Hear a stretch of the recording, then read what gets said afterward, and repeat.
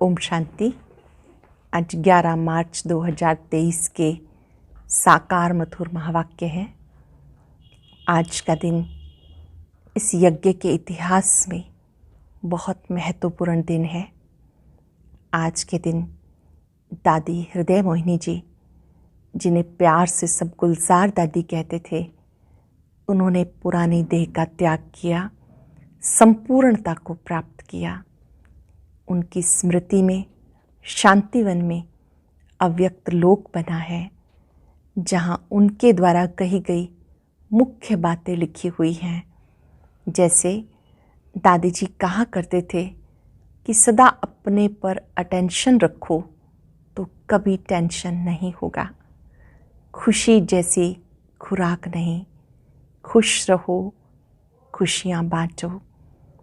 ऐसे दादी जी जो शिव बाबा का, ब्रह्मा बाबा का, बाप दादा का साकार माध्यम रहे, जिनके माध्यम से 21 जनवरी 1969 से लेकर अव्यक्त मुरलियों का भंडार हम सब ने प्राप्त किया। शरीर छोड़ने से कुछ समय पहले तक बाबा के महावाक्य उनके माध्यम से हम सब सुनते रहे। ऐसे अव्यक्त महावाक्य जिन्हें सुनकर अव्यक्त स्थिति बनती है, हम सभी आज के दिन एक शुभ संकल्प करें कि जैसे हम साकार मुरली सुनते हैं, ऐसे एक अव्यक्त मुरली हम अवश्य सुने, स्वाध्याय करें, मुख्य पॉइंट्स को लिखें और जो ज्ञान रत्न प्राप्त हों उनका मनन चिंतन करें। हम सभी दिल की गहराइयों से सभी गॉडली स्टूडेंट्स आदरणीय दादी हृदय मोहिनी जी को आज के दिन दिल से शत शत नमन करते हैं, वंदन करते हैं। ऐसे दादी जी जिन्होंने अपने जीवन से सिखाया, अधिक से अधिक साइलेंस में रहे, हम सब के लिए जो प्रेरणा स्रोत रहे, चलते फिरते भी अपने व्यवहार से, बोल से, कर्म से सदा हम सब के लिए रोल मॉडल रहे। उनके समीप जाते, उनकी दृष्टि पाते ही लगता था ये बाबा वाली दादी है। बाबा स्वयं उनके तन में आए, उनके नेत्रों से लाखों करोड़ों आत्माओं को नज़रों से निहाल किया। ऐसे दादी जी को उनकी विशेषताओं सहित हम दिल से याद करते हुए कोई भी एक शुभ संकल्प लेकर आज के दिन को यादगार बनाएंगे। जिन्होंने पहले 11 मार्च को संकल्प किया कि हम प्रतिदिन अव्यक्त मुरली सुनेंगे और सुनी है, वो अपना नाम कमेंट बॉक्स में ज़रूर लिखेंगे। अपना नाम भी, अपना एड्रेस भी ज़रूर भेजेंगे ताकि हमें पता चले कि अपने संकल्प को निभाने वाली आत्माएं कितनी हैं। उन सब को बाबा की तरफ से, हम सब की तरफ से बहुत बहुत दुआएं। आज की साकार मुरली में बाबा ने संगम युग की विशेषताएं बताई। ये संगम युग कल्याणकारी युग है। इसी संगम युग में आत्मा परमात्मा का मंगल मिलन होता है। इसी संगम युग में शिव बाबा आकर सब बच्चों से मिलते हैं और कहते हैं कि मैं कल्प में तुम्हें एक बार मिलता हूँ, तो पढ़ाई पर पूरा पूरा अटेंशन दो, बाप और वर्षे को याद करो। सुनते हैं बाबा के मधुर बोल। बाबा ने कहा, मीठे बच्चे, ज्ञान और योग बल से पुराने पापों के खाते को चुकतू कर नया पुण्य का खाता जमा करना है। ज्ञान और योग बल से पुराने पापों के खाते को चुकतू कर नया पुण्य का खाता जमा करना है। योग बल से एवर हेल्दी वेल्दी बनना है। योग बल जमा करना है, हेल्दी बनना है, स्वस्थ बनना है, धनवान बनना है। कुछ ने संगम युग की विशेषताएं कौन सी हैं जो सारे कल्प में नहीं हो सकती। संगम युग पर ही 5000 वर्ष के बाद आत्मा और परमात्मा का प्यारा मंगल मिलन होता है। संगम युग पर 5000 वर्ष के बाद आत्मा परमात्मा का प्यारा मंगल मिलन होता है। यही समय है बाप से बच्चों के मिलने और वर्षा लेने का। बाप सभी आत्माओं के लिए इसी समय ज्ञान देते हैं, सबका लिबरेटर बनते हैं। संगम युग पर देवी देवता धर्म की सैपलिंग लगती है। जो दूसरे धर्म में कन्वर्ट हो गए वो निकल आते हैं, जो दूसरे धर्मों में कन्वर्ट हो गए वो निकल आते हैं। सब अपना पुराना हिसाब किताब चुकतू कर वापस जाते हैं। ऐसी विशेषताएं और किसी युग में नहीं है, ऐसी विशेषताएं अन्य किसी युग में नहीं है। ओम शांति। परम पिता शिव नाम जरूर लेना है। परमात्मा अथवा खुदा, गॉड तो बहुत ही कह देते हैं, परंतु फादर का नाम जरूर चाहिए। फादर का नाम है शिव, निराकार है ना। आत्माएं भी वास्तव में निराकार हैं, यहाँ आकर साकार बनती हैं। कहा जाता परम पिता परमात्मा वहाँ से बच्चों को अथवा प्रिसेप्टर को भेज देते हैं पाठ बचाने के लिए। अब गॉड फादर जब कहते हैं तो मनुष्य की बुद्धि में लौकिक बाप नहीं आएगा, वह तो अपने बच्चों का फादर है। परंतु हे परम पिता, हे परम पिता कहने से बुद्धि ऊपर चली जाती है, आत्मा ही याद करती है। जिस्मानी फादर को भी आत्मा ही याद करती है। जो जिस्म देते हैं फिर आत्माओं का जो असली बाप है उनको भी याद करेंगे ना, परंतु वो कौन है, कौन उनको फादर कह के बुलाते हैं, क्यों उनसे रहम मांगते हैं। वह सबका बाप है, ये तो सब जानते हैं। लेकिन अगर सब बाप ही बाप हैं तो फिर ये पुकार सिद्ध नहीं होती। कहते परमात्मा ने सब कुछ दिया, ये बच्चा भी परमात्मा ने दिया, तो गॉड को जरूर याद करते हैं, पुकारते हैं आकर हमें पावन बनाओ, लिबरेट करो इन दुखों से। जरूर कहाँ तो ले जाएंगे ना, सबको लिबरेट कर शांतिधाम सुखधाम में ले जाते। कल्प कल्प कल्प के संगम युग पर आते हैं, ऐसे नहीं कि बीच में आते हैं। सबको ले जाने तब आएंगे जब नाटक पूरा होना है। बाबा तब लेने आएंगे जब ये नाटक पूरा होना है। बाबा कहते मैं एक ही बार आता हूँ, मुझे कोई घड़ी घड़ी आना नहीं पड़ता, मैं एक बार आता हूँ जब सब तमो प्रधान बन जाते, क्योंकि 84 जन्म पूरे करने हैं। अगर पहले आऊँ तो 84 का चक्र पूरा हो ना सके, चक्र का पूरा अंत आना चाहिए। जब आना होता है तब बच्चों को आकर पहले पहले बाप बनता हूँ, फिर टीचर सतगुरु बनता हूँ। बाबा आते हैं पहले पिता के रूप में, फिर टीचर, फिर सतगुरु के रूप में शिक्षा देते। बाप जन्म देते हैं, टीचर शरीर निर्वाण शिक्षा देते हैं, गुरु किया जाता सदगति के लिए, गुरु यहाँ ही किए जाते। सत्युग में कोई गुरु नहीं करते, वहाँ बाप और टीचर होते। ऐसे नहीं कि बाप टीचर बन पढ़ाते, बाप अलग टीचर अलग होते। यहाँ ये बाप टीचर गुरु एक ही है। तुम बच्चों को अडॉप्ट किया है, तुम हो मुख्य वंशावली, फिर चाहिए पढ़ाई तो सारी सृष्टि चक्र के आदि मध्य अंत का राज समझाते। ड्रामा में मुख्य क्रिएटर, मुख्य एक्टर कौन कौन है, सारे विश्व के चक्र की नॉलेज बताते हैं। मूल वतन, सूक्ष्म वतन, स्थूल वतन का सारा समाचार बताते हैं।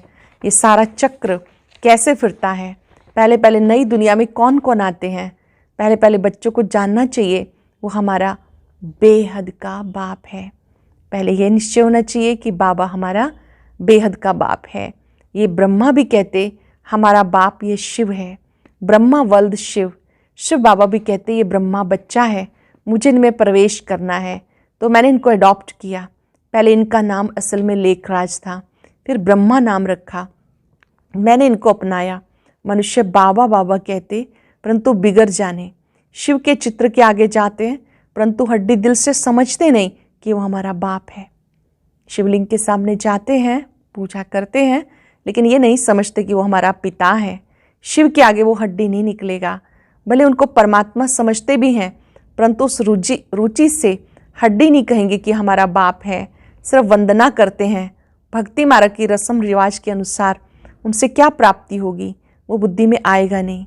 ये बाप बैठ समझाते, निश्चय करने के लिए पॉइंट्स तो बहुत देते हैं परंतु बच्चे भूल जाते हैं।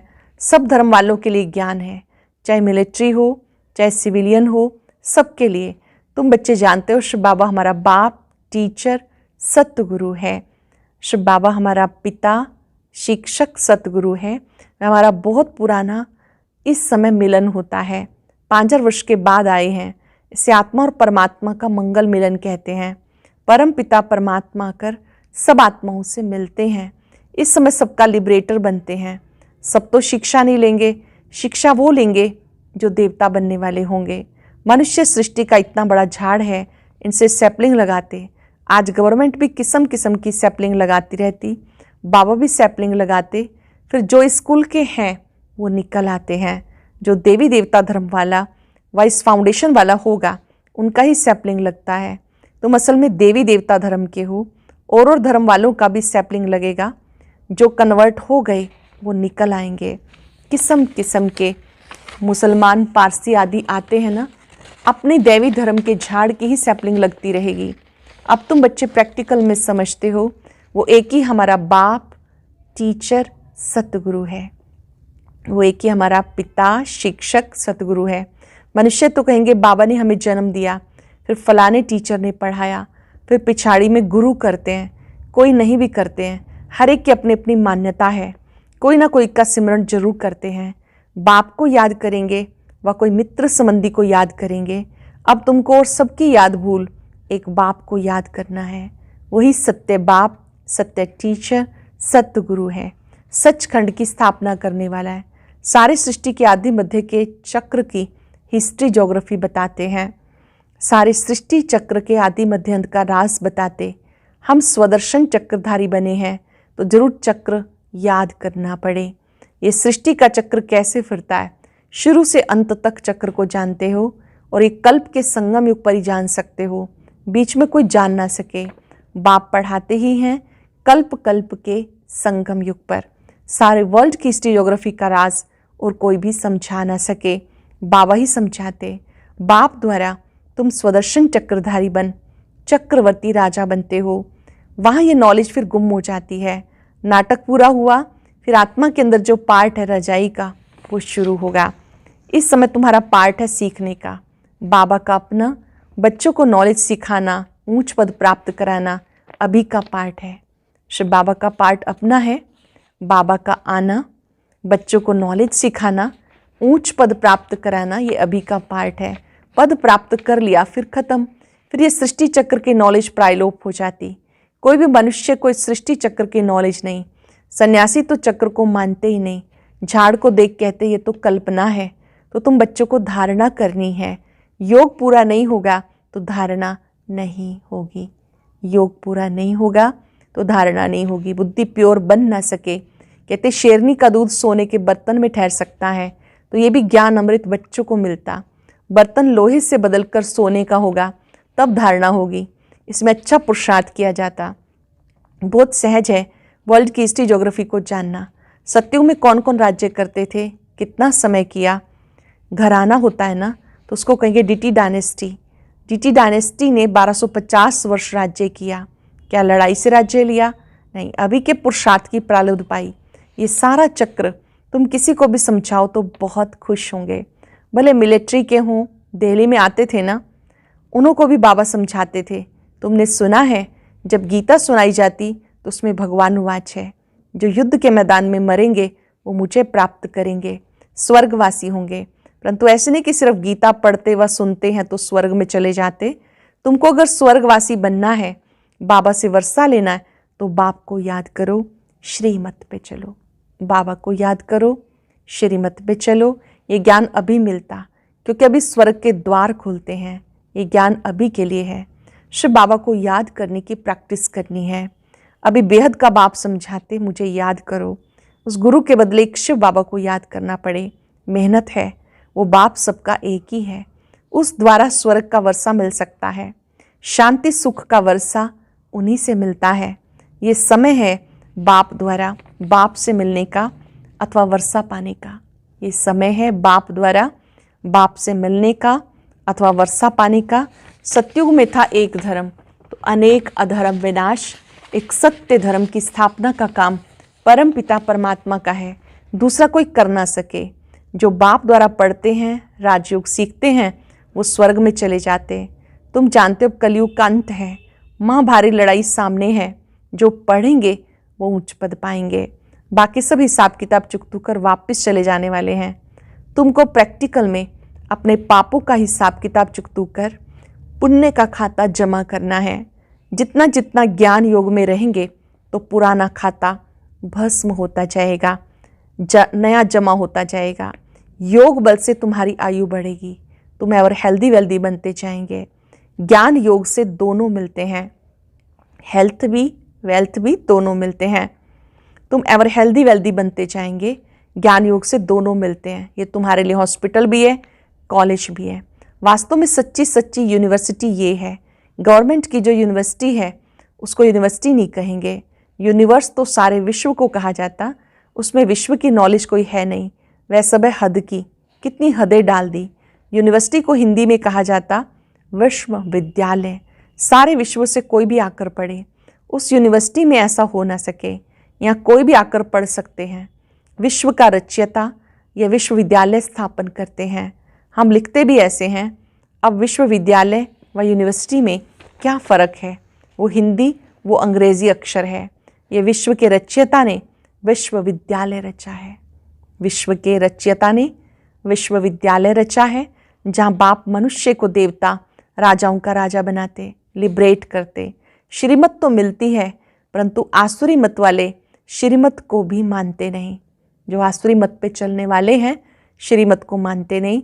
यहाँ इस श्रीमत से कितना श्रेष्ठ बनते हैं। अपने तन मन धन से भारत को स्वर्ग बना रहे हो। है सारा गुप्त।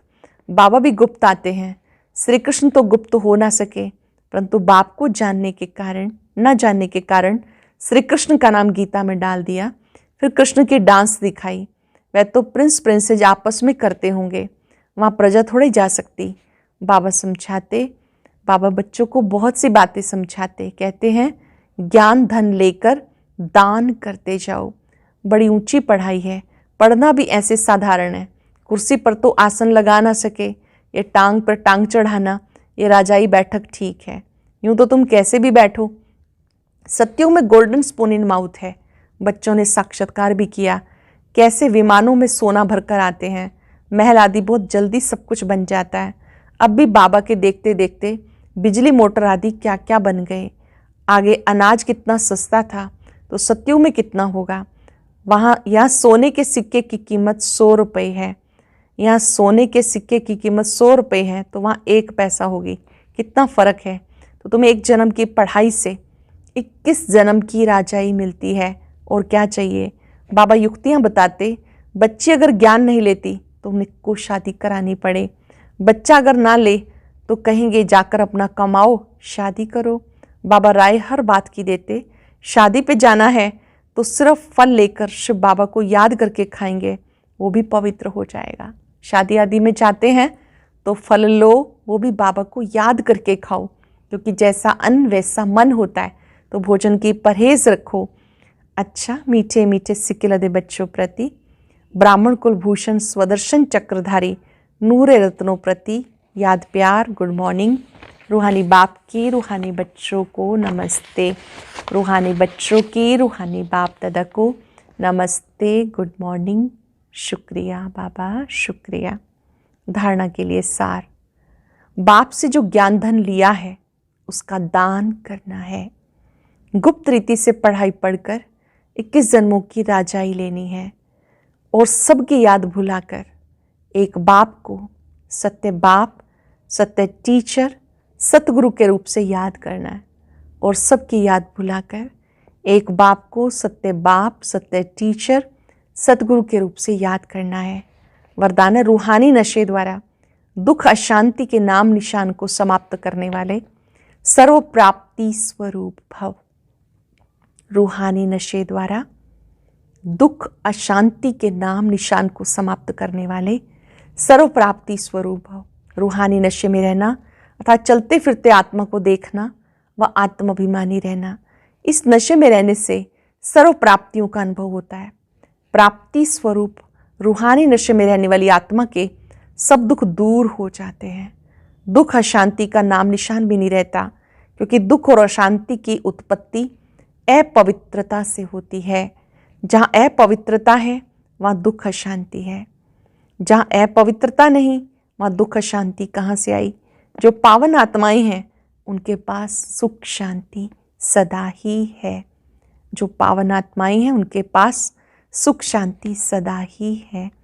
स्लोगन है, जो सदा एक की लगन में मगन है वही निर्विघ्न है। जो सदा एक की लगन में मगन है वही निर्विघ्न है।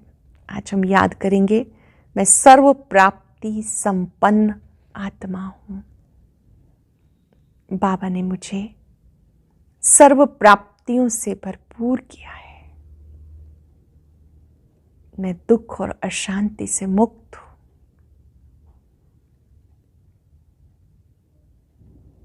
जहां पवित्रता है वहां सुख शांति है।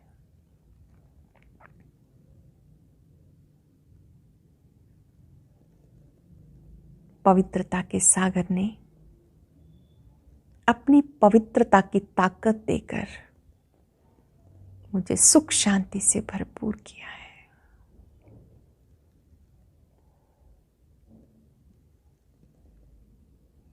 अपने मन बुद्धि को पवित्रता के सागर पे एकाग्र करें।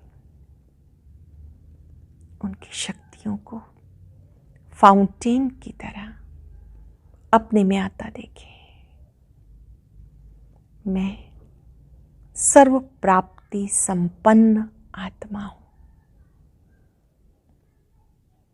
भरपूर हूं। शुक्रिया बाबा, शुक्रिया। और अब सुनते हैं आज का अव्यक्त ज्ञान मोती।